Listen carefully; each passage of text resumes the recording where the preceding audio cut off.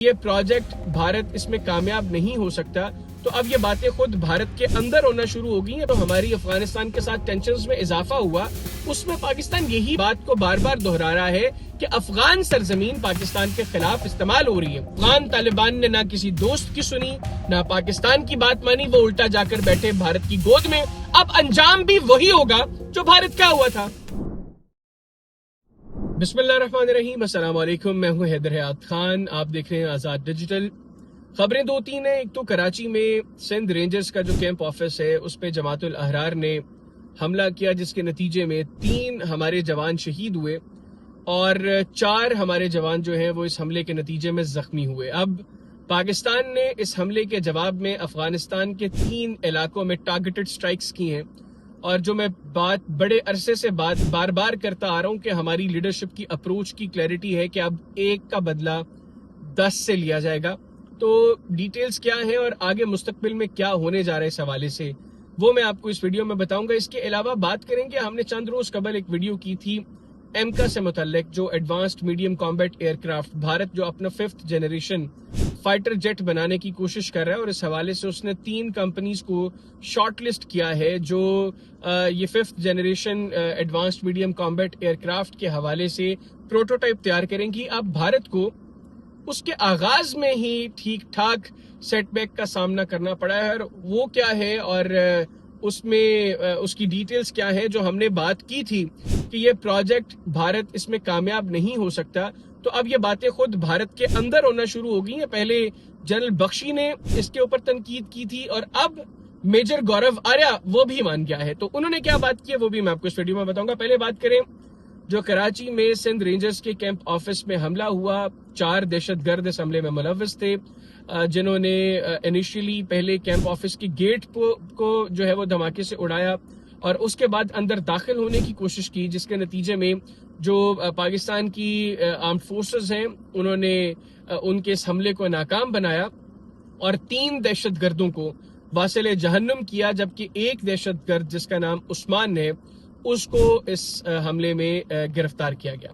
اب عثمان نے یہ چیز بتائی ہے کہ وہ بنیادی طور پر افغانستان سے اس کا تعلق ہے، جلال آباد کے علاقے سے، اور پاکستان میں آ کر اس نے یہ کارروائی کی۔ 8-10 روز قبل وہ پاکستان پہنچا تھا افغانستان سے، افغانستان میں اس کو ٹریننگ دی گئی، اور جو مائنڈ سیٹ ہے وہ اس نے کلیئرلی بتایا کہ وہاں پر اس کو پاکستان کی آرمڈ فورسز کے بارے میں بنیادی طور پر بتایا گیا، اور یہ وہ بات ہے جو پاکستان کئی سال سے مسلسل بات کر رہے ہیں۔ اور اب گزشتہ کئی ماہ سے جو ہماری افغانستان کے ساتھ ٹینشنز میں اضافہ ہوا، اس میں پاکستان یہی بات کو بار بار دہرا رہا ہے کہ افغان سرزمین پاکستان کے خلاف استعمال ہو رہی ہے، اور افغان طالبان ایک ڈینائل موڈ میں کہ نہیں جی ایسا کچھ نہیں ہے، اور دنیا جانتی ہے کہ افغانستان اس وقت گڑھ بنا ہوا ہے، دہشت گرد تنظیموں کا فیسیلیٹیٹ کر رہے ہیں، یہ ان کو بھارت کی گود میں بیٹھ کر یہ سب کچھ کر رہے ہیں۔ میں نے چند روز قبل ایک ویڈیو کے اندر آپ کو بتایا تھا کہ نئی دلی میں ایک اہم ملاقات ہوئی ہے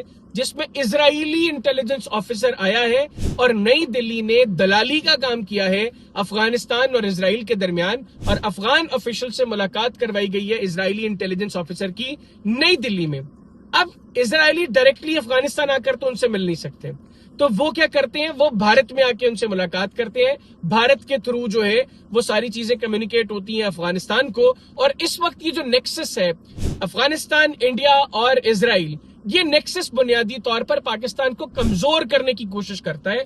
یہ ان کی اپروچ یہ ہے کہ پاکستان کو کمزور کرنا ہے، لیکن الحمدللہ پاکستان کی جو لیڈرشپ ہے اس کی اپروچ بھی بالکل کلیئر ہے، اور وہ میں نے ملٹیپل ٹائمز کہا ہے کہ 1 کا بدلہ 10 سے لیا جائے گا۔ ایسے نہیں ہے کہ ہمارے لوگوں کو شہید کیا جائے، ہمارے سیولینز کو، ہمارے آرم فورسز کے لوگوں کو، اور ہم لوگ خاموش رہیں گے، ایسا ہرگز نہیں ہوگا۔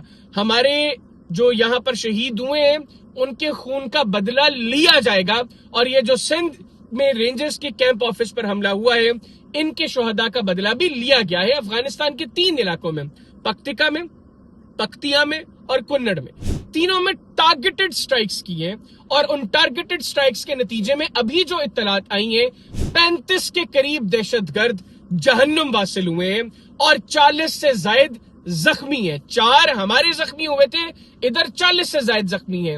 ادھر ہماری 3 شہادتیں ہوئی تو ان کے بدلے میں 35 سے زائد دہشت گردوں کو جہنم واصل किया जा चुका है। इसके अलावा बाजोड़ में भी जो है वो इसी तरह की इंटेलिजेंस बेस्ड कार्रवाइयां हुई, जिनके नतीजे में 4 दहशतगर्दों को जहन्नुम हासिल करने की तलाश है। तो ये चीजें चलेंगी अब आगे भी।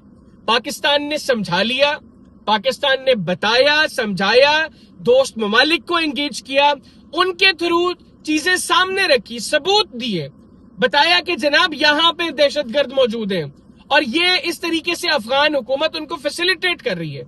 इनको मना किया जाए कि ना करें ऐसा, उनके खिलाफ कार्रवाइयां करें। लेकिन अफगान तालिबान ने ना किसी दोस्त की सुनी, ना पाकिस्तान की बात मानी, वो उल्टा जाकर बैठे भारत की गोद में। अब अंजाम भी वही होगा जो भारत का हुआ था। ऐसा तो नहीं है कि हम भारत के साथ हम जो सलूक करें, यहां पर भारतीय सोच के लोग काबुल में बैठे हो तो उनके साथ वो सलूक नहीं किया जाएगा, वही सलूक किया जाएगा, वैसे ही फेंटा लगाया जाएगा, वैसे ही चित्रौल की जाएगी जैसे भारत की थी गुज़िश्ता साल।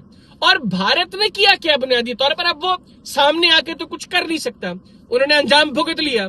अब वो इस तरह अपनी प्रॉक्सीज यूज कर रहे हैं, कभी टीटीपी को, कभी बीएलए को, कभी जमातुल अहरार को, कभी अफगान तालिबान को, जो इस वक्त इन सारी भारतीय प्रॉक्सीज को अपने कवर में लेकर, अपनी छत्र छाया में लेकर बैठे हुए। अब देखिए ना, हर वो दहशतगर्द तंजीम जो पाकिस्तान के खिलाफ दहशतगर्दी कर रही है, उसका जो लीडर है वो अफगानिस्तान में जाकर बैठा हुआ है। अभी पिछले दिनों इंटरकॉन्टिनेंटल काबुल की कुछ तस्वीर वायरल हुई, जिसमें उस होटल के स्विमिंग पूल के सामने जो गुल बहादुर ग्रुप की लीडरशिप है वो वहां पर स्विमिंग पूल के सामने तस्वीर खिंचवा रही है और अफगान तालिबान अभी भी डिनाइल मोड में है। अब ये उस्मान जो जलालाबाद का रहायशी है, वो अफगानिस्तान से ट्रेनिंग लेकर आकर बता रहे कि मैं यहाँ पर कार्रवाई कर रहा हूँ, दहशतगर्दी कर रहा हूँ, और अफगान तालिबान डिनाइल मोड में। रहना रहो, अंजाम भुगतना पड़ेगा, वो भुगत रहे हो। आगे मजीद खबरें आएंगी, आने वाले दिनों में मजीद खबरें आएंगी, मजीद चुकाई होगी, मजीद फेंटा लगाया जाएगा, मजीद दहशतगर्दों को जहन्नुम हासिल किया जाएगा। और एंड ऑफ द डे चीजें बेहतर डायलॉग के थ्रू होंगी, लेकिन डायलॉग तब होगा जब डायलॉग वाली अप्रोच काबिल में होगी कि अब बैठकर पाकिस्तान के साथ चीजों को नेक नियति के साथ ठीक करना है। अगर नियत नेक नहीं होगी, नियत ठीक नहीं होगी, तो यही फेंटा लगेगा। ये भी भारतीयों की तरह बैठकर खुड्डों में बैठे हुए हैं, ये सामने नहीं आ रहे हैं जो बड़े बहादुर बने फिरते हैं, ये खुड्डों में छुपकर बैठे हुए हैं। तो खुड्डों में जाकर भी निकाल कर मारना पड़ा तो मार देंगे, और ये हमारी आर्म फोर्सेस की कैपेबिलिटी है, जानते तुम लोग भी हो। मुख्तसरन बात करें आगे जनाब एमका की, अगली वीडियो में आपको तफसील से बताऊंगा। एमका जनाब advanced medium combat aircraft, Bharat का अपना ख्वाब 5th जनरेशन फाइटर जेट बनाने का अच्छी चीज है, लेकिन इंसान को सोचना ये चाहिए कि मैं ये कर भी सकता हूं या नहीं। 3 कंपनीज को इन्होंने शॉर्टलिस्ट किया। हैल को, जो हिंदुस्तान एरोनॉटिक्स लिमिटेड है, जिसने तेजस जैसा बेहतरीन मंसूबा बनाया, 32-36 जहाज इन्होंने भारतीय एयरफोर्स को दिए। 7 में इंजन थे, 3-4 तबाह हो गए, 3-4 रह गए, बाकी ढांचे खड़े हैं भारतीय एयरफोर्स के पास। नंबर को कहने को कह सकते हैं कि इतने स्क्वाड्रन्स हैं हमारे पास, बुनियादी तौर पर उड़ने के काबिल नहीं है। अभी उन्होंने सारे जो है वो ग्राउंड किए हुए। अब एमका से मुतालिक मैंने आपको एक वीडियो में बताया था कि इन्होंने जनरल इलेक्ट्रिक का 414 इंजन जो है उसके लिए फाइनल किया। अब 414 इंजन के लिए इनका एक रेट तय हो गया जीई के साथ, वो तकरीबन 80 करोड़ भारतीय रुपए। अब जीई को पता लग गया कि इनका सारा ये जो डिजाइन हो गया प्रोजेक्ट, इसमें एक बड़ा रोल चूंकि इंजन का होता है, इंजन के इर्द गिर्द ही फिर हर चीज डिजाइन होती है, सारी चीजें उसके साथ चलनी होती हैं। तो जीई ने अपने इंजन रेट को बढ़ा दिया। अब वो 80 करोड़ से बढ़ाकर उन्होंने 200 करोड़ प्लस भारतीय रुपयों का रेट इंजन का कर दिया। तो अब भारतीय इस पे परेशान है कि अब क्या किया जाए, प्रोजेक्ट महंगा हो जाएगा। ऑलरेडी इन्होंने 15,000 भारतीय करोड़ रुपए जो है गरीब भारतीयों के, वो इसके प्रोटोटाइप के लिए अपनी कंपनीज को नवाजने के लिए दे दिए। तो पहले सिर्फ जनरल बख्शी बात कर रहे थे, अब मेजर गौरव आर्या ने भी बात करना शुरू कर दी है कि एमका आने वाले कई सालों तक कामयाब नहीं हो सकता। मजीद इसकी तफसीलात क्या है वो आपको आने वाली किसी वीडियो में बताऊंगा। अभी मुझे इजाजत दीजिए, अल्लाह हाफिज। पाकिस्तान हमेशा जिंदाबाद।